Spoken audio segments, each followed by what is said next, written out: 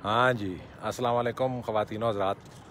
ये मैं तो आपको शायद सही तरह से नहीं नज़र आ रहा हूँगा, पर पीछे कमाल की वो कोई गल नहीं आ रहा है, ठीक है। इस नहीं हम जब निकले थे तब तो रोशनी थी, अब अंधेरा हो गया और इधर इतनी खूबसूरत व्यू है तो मैं आपको शेयर करना चाहता था। ठहर जाएं, इसको इस तरह नहीं होगा। ये देखें, ये बादशाही मस्जिद है, रंजीत सिंह की मड़ी है और उधर मीनार पाकिस्तान है पीछे। हाँ, और यहाँ पे शाही किला है। Yes yes. कौन गया है? मुनव्वर। और लाइट लाइन चला गया, वो मेरा ख्याल है बैटरी ख़त्म हो गई है कैमरे की। हाँ जी, तो खैर ये, हाँ, ये यहाँ पर एक मस्जिद है जिसका नाम मोती मस्जिद है। वहाँ पे जिन आके नमाज़ पढ़ते हैं, आपको नहीं पता क्या कहा जाता है। मैंने वैसे कभी देखा तो नहीं किसी जिन को नमाज़ पढ़ते हुए वहाँ पे। तो खैर ये बादशाही मस्जिद की इस वक्त की व्यू है और हमें ये एजाज़ मिल जाता है कभी कभी कि हम शाम को भी अंधेरे के बाद भी यहाँ पर आ जाते हैं जब शाही किला सब के लिए बंद होता है। Yes yes yes yes. तो ये वो कितने लाइट लैंड गया, चलो आगे आगे चलो यार, फिर निकलिए वापस चलिए। तो खैर ये किधर गया? यस, ये मैं आपको थोड़ा सा दिखाना चाहता था। यस, ये देखें,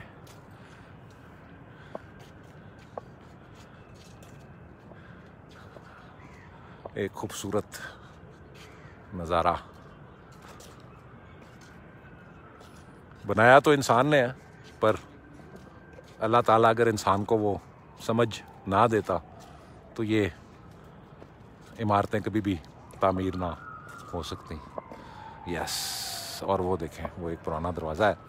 यहाँ पर एक मस्जिद है, इसका नाम मोती मस्जिद है। ये जो लाइटें आपको नज़र आ रही हैं, यहाँ पर कहते हैं कि जिन नमाज पढ़ते हैं। यस, ये देखें, वेरी गुड। यहाँ से मीनार पाकिस्तान थोड़ा सा बेहतर नज़र आता है, पर धुंध है अभी, इसलिए शायद सही नहीं नज़र आता हो। यस, तो खैर अभी हम ठहर के हज़रत अल्लामा के मज़ार पे भी जाएंगे। आज मैं देख रहा था किसी ने फेसबुक पे लगाई हुई थी कि पता नहीं क्या बकवास करते हैं लोग यार, कि हज़रत अल्लामा कहीं और छोड़ो यार, ऐसी तो बात भी मुझे बेवकूफ़ी लगती है। पता नहीं लोगों को इस तरह के बेवकूफ़ाना ख्याल कहाँ से आते हैं। छोड़े उसको, चलें, ये खूबसूरती थोड़ी सी। Yes yes yes yes. और है की है जे अंजुम भाई, है की है? अच्छा, वो पुराना जड़ा रास्ता होता सी, ये ओरिजिनली यहाँ से रास्ता इधर तक आता होता था, फिर ये अंग्रेज़ ने बीच में सड़क बना दी। ये ओरिजिनल महल का दाखला एक तरफ से इधर से भी होता था, हाथी यहाँ से चढ़ के आते थे। हाथी पौड़ी बनी हुई है दूसरे पास, है ना? वही है ना बुआ? अच्छा, नहीं नहीं, ਇੱਥੇ भी तो है एक। ਉਹ ਨਹੀਂ ਤੁਸੀਂ ਭੰਨ ਦਿੱਤਾ ਹੋਇਆ यार ਇਹਨੇ ਉੱਚੇ ਬੂਏ ਤੋਂ, ਤੇ हाथी आंदे उड़ गए। इसकी दूसरी तरफ पे भी मुझे जहाँ तक याद पड़ता है हाथी पौड़ी है। अच्छा, चलें देख लेते हैं। ये देखें, और यहाँ पे नीचे सड़क है और ये एक, हाँ,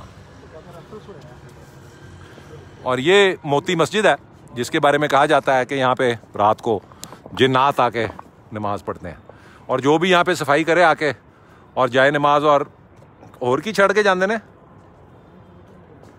और जाए नमाज वगैरह यहाँ पे कोई छोड़ जाए तो जिन उनकी सारी दुआएं पूरी कर देते हैं। बेवकूफ़ लोगों को ये समझ नहीं है कि दुआएं सिर्फ अल्लाह ताला ही पूरी कर सकता है, कोई इंसान या कोई जिन किसी की दुआ नहीं पूरी कर सकता। अलबत्ता हाँ, अल्लाह ताला किसी इंसान को वसीला ज़रूर बना सकता है, वो जिनको भी बना सकता है दुआ पूरी करने के लिए। क्यों बाबू जी, सही है क्या नहीं? हाँ, तो खैर इस तरह भी होता है। आओ यस, हाँ, की कह रहे हो? जिन्नू इंसान का ताबे बनाया गया, पता नहीं यार, मेरा तो कोई जिन नहीं अज तक ताबेदार बनया। बनता तो मैं जिन के जरिए बड़े लोगों सीधा कर देंदा। आओ, कोई इंसान नहीं ताबे बनता यार, तुसी जिन दियां गल्लां कर दो हैं। नहीं नहीं, इंसान तो अल्लाह का फजल है, बेचारे बड़े मोहब्बत करते हैं लोग मुझसे। ना मैं कोई ओहदे को होल्ड करता हूँ, ना मैं किसी सियासी जमात का रुकन हूँ, ना मैं किसी को कोई फ़ायदा पहुँचा सकता हूँ। फिर भी लोग मुझसे मोहब्बत करते हैं, अकीदत का इजहार करते हैं सिर्फ हज़रत अल्लामा इकबाल की औलाद होने की वजह से। और हज़रत अल्लामा इकबाल से लोग इसलिए मोहब्बत करते हैं क्योंकि उनके दिल में जज्बा इश्क़ रसूल सल्लल्लाहु अलैहि वसल्लम है। अल्लाह ताला हम सब के दिलों को हज़रत अल्लामा इकबाल जैसे जज्बा इश्क़ रसूल से सल्लल्लाहु अलैहि वसल्लम से रोशन और मुनव्वर करे। यस। और फिर एक दफ़ा ये मस्जिद है। यस। अब मैं जिन्नों वाली बात नहीं करूँगा क्योंकि जिन्न मुझे ही ना आके चिमट जाए कहीं पे है। और ये देखें चांद भी है आज। Yes, very good. एक तरफ शाही किला, मीनार पाकिस्तान, तोपे, मस्जिद और चांद। Yes, very good. ये देखें कमाल व्यू है आज। ये मीनार पाकिस्तान है, ये शाही किला है, वो पीछे बादशाही मस्जिद है और ये फिर शाही किला है। यहाँ पे किसी ज़माने में जेल होती थी। कहा गया है कि किसी ज़माने में जनाब अकबर बुख्ती, और मेरा नहीं ख्याल कि जनाब जुल्फ़िकार अली भुट्टो को यहाँ पे कभी रखा गया होगा, पर यहाँ पर कई सियासी कैदियों को ले जाके बहुत बुरी तरह से टॉर्चर किया गया था किसी ज़माने में। हर हुकूमत ने अपने दौर में ये किया है। फिर नवाज़ शरीफ के दौर में वो टॉर्चर सेंटर कहीं और शिफ्ट कर दिए गए।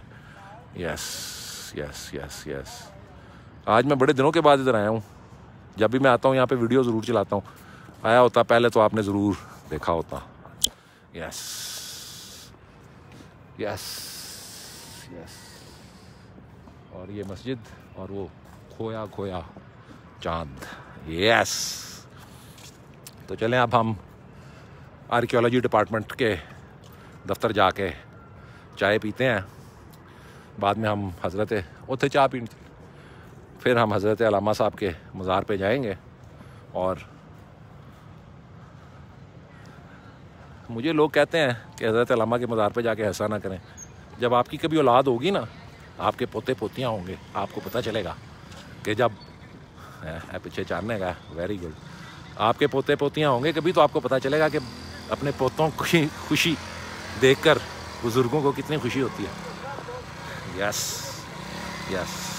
Very good very good. चलें ख़वातीन हज़रात, अब हम अपनी वापस एक नज़दीकी मंजिल पे पहुंच गए हैं जहां पर हमने चाय पीनी है। ये देखें, वेरी गुड। उधर भी ये देखें सारा। यस। और चांद भी है। Yes yes. तो खैर अब हम अपनी मंजिल मलिक मकसूद साहब यहाँ पे पहुँच गए हैं। मलिक मकसूद साहब यहाँ पे डायरेक्टर हैं हमारे दोस्त, तो हम उनके पास अब चाय पीने आ गए हैं। तो इंशाल्लाह थोड़ी देर के बाद फिर आपकी खिदमत में हाजिर होंगे। हज़रत अल्लामा की नज़म खिज़र राह ज़रूर पढ़ें। ये जो सारा जमहूरियत के ज़रिए आज़ादी वाली डिस्कशन है, उन्होंने खिज़र राह में एक सल्तनत नामी हिस्सा है उसमें की हुई है। उसकी तशरीह अंग्रेज़ की उस पॉलिसी के मुताबिक मद्देनज़र रख के करें तो आपको उसका एक नया ही मज़ा आएगा। ये किसी शरह में भी ये बात नहीं लिखी हुई कि अंग्रेज़ ने एक पॉलिसी बनाई थी, जो कि तारीख़ का हिस्सा है। कोई भी आप गूगल में राउंड टेबल कॉन्फ्रेंस की रुदात पढ़ लें, इब्तदाई सेशन पे वज़ीर आज़म ने क्या तकरीर की थी, पढ़ लें। मैंने तो नहीं लिखी हुई, उसमें देख लें क्या है। उसमें यही है कि हम आपको जमहूरी अमल और जमहूरी इदारों के ज़रिए आज़ादी दे देंगे, उसके बाद आपने जो मर्ज़ी करना है करें। और यही कुछ उन्होंने 1947 में किया है। सिर्फ जिन सूबों में मुसलमानों ने, मुस्लिम लीग ने अक्सरियत हासिल कर ली थी, वो पाकिस्तान का हिस्सा बन गए, और जिन सूबों में कांग्रेस पार्टी ने अक्सरियत हासिल की, वो इंडिया बन गए। ये इतना बड़ा मार्का और मुजज़ा और करिश्मा था जो हज़रत कायद आज़म मोहम्मद अली जिन्ना ने हासिल किया हमारे लिए, कि आप अंदाज़ा नहीं लगा सकते आज।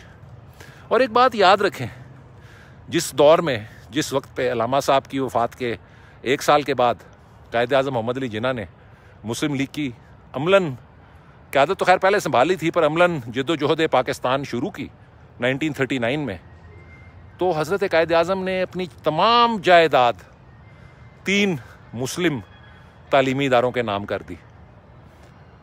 और उनकी वो वसीयत की उन्होंने कि मेरी वफ़ात के बाद जितनी भी मेरी जायदाद है, उसकी आमदनी अलीगढ़ मुस्लिम यूनिवर्सिटी, इस्लामिया कॉलेज पेशावर और सिंध मदरसातुल इस्लाम में बराबर हिस्सों में बांटी जाए। काश आज भी हमारे किसी कोई सियासतदान को इतनी समझ हो और इतनी अकल हो और इतनी उसको अवाम की खिदमत करने का जज्बा हो कि वो अपनी जायदाद क़यादत संभालने के साथ साथ अवाम के लिए वक्फ करे। ये सिर्फ और सिर्फ कायद-ए-आज़म मोहम्मद अली जिन्ना में थी। कदर करें कायद-ए-आज़म की, हज़रत अल्लामा इकबाल की। उन लोगों को भी मत भूलें जिन्होंने 1947 में अपनी जानें और इज़्ज़तें गंवाई। वो भी इस मुल्क के लिए, इस मुल्क को बेहतर से बेहतरीन बनाने का आज़म रखते थे। यहाँ पर पाकिस्तान को मुसलमानों की, इस्लाम का एक किला समझते थे, पर यहाँ तक पहुँच ना सके। रास्ते में दरिंदों के हाथ शहीद हो गए। उन लोगों को कभी मत फरामोश करें। अगरचे पाकिस्तान कोई जंग लड़ के हासिल नहीं किया गया था, कायद-ए-आज़म ने अपनी बहस और वकीलाना सलाहियतों की वजह से के बलबूते पे हासिल किया था, पर जानों का ज़िया ज़रूर हुआ, जिससे यही ज़ाहिर होता है कि जो बातें अल्लामा साहब ने की थी कि हम कभी इकट्ठे नहीं रह सकते, वो दुरुस्त थी। जो ही हमने अलहदगी शुरू की, हमारे पे, हमारी जानों पे, हमारी इज़्ज़तों पे गैर मुस्लिमों ने हमले करने शुरू कर दिए। उसके बदले में ज़रूर हमारे लोगों ने भी ऐसा किया। तो मैं ये नहीं कहता कि दो अगलात मिला के एक दुरुस्त हो जाते हैं। यहाँ पे बिल्ली भी है, ये देखें, 2 बिल्लियाँ हैं, शाबाश है। वो 3 गई ने। अच्छा, खैर सॉरी, ये एक सीरियस बात में बिल्ली आ गई तो डाइवर्जन हो गई, पर इन चीज़ों को मत भूलें। आज हम पाकिस्तान की आज़ाद फ़िज़ा में खुतबा अलाहाबाद, हज़रत अल्लामा इकबाल की सोच, कायद-ए-आज़म की मेहनत और काविश की वजह से सांस ले रहे हैं। हज़रत अल्लामा ने जो कुछ भी किया मुस्लिम उम्मा की बेहतरी के लिए किया, अपने जज्बा इश्क़ रसूल सल्लल्लाहु अलैहि वसल्लम के तहत किया। कायद-ए-आज़म की कभी बार काउंसिल कराची की तकरीर पढ़ें 1948 की। ये जो लोग कायद-ए-आज़म को सेकुलर कहते हैं ना, उनके मुंह पे एक चपेड़ है। पढ़ लें कभी। कायद-ए-आज़म ने वो फिल बदी तकरीर की थी, लिखी हुई नहीं थी। उस तकरीर का मतन मौजूद नहीं है, अखबारी तराशें मौजूद हैं, उर्दू में भी और इंग्लिश में भी। कभी पढ़ें। मेरी फेसबुक की एल्बम में कायद-ए-आज़म पिक्चर में लगी हुई है वो तकरीर का जो अखबार की रुदाद है। स्टेटमेंट्स ऑफ कायद-ए-आज़म किताब में से मैंने स्कैन करके अपने एल्बम्स ऑफ कायद-ए-आज़म में लगाई हुई है। कभी पढ़ें, देखें। हज़रत कायद-ए-आज़म ने ऐसी तकरीर की है हुज़ूर सल्लल्लाहु अलैहि वसल्लम के बारे में कि लगता है कि वो तकरीर अल्लामा इकबाल साहब ने लिखी हुई है। जो बातें हज़रत अल्लामा ने कायद को लेटर्स ऑफ इकबाल टू जिन्ना में लिखी थी कि हम पाकिस्तान में शरीयत नाफिज करेंगे, पर शरीयत को हम इज्तिहाद के ज़रिए वक्ती तकाज़ों के मुताबिक ढालेंगे। आज ये मौलाना हज़रात जो अपने आप को इकबाल शनास कहते हैं, मैं उसका नाम नहीं लेना चाहता, वो कहते हैं जी अल्लामा साहब शरीयत नाफिज करना चाहते थे। इज्तिहाद को खा जाता है। असल चीज़ ही इज्तिहादी सोच है।